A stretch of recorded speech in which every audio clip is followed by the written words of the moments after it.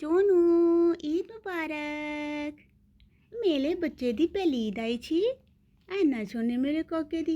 आ मेरे हाथ पे बैठ जा। आ जा मेरा बच्चा। ईद मुबारक सोनू। ईद मुबारक क्या ईद मुबारक?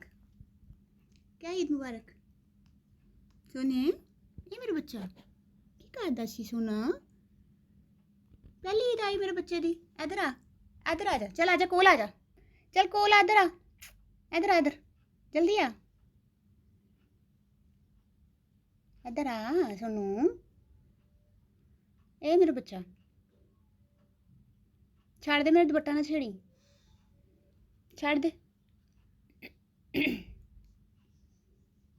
अच्छा मैं जा रही हूँ, फिर मैं जा रही हूँ। कोल आया है।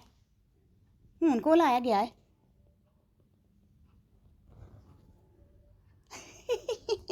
आ गया कोल।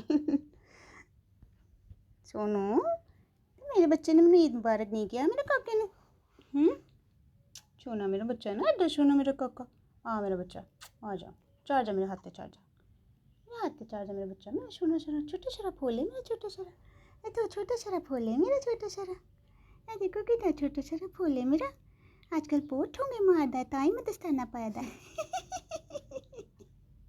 एनू लग गई नजर, एनू लग हो गया खराब।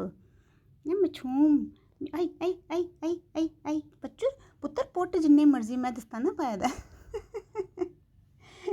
चल मेरा सोना काका। नहीं चकनी पोर दे, गंदे बच्चे पोर देने।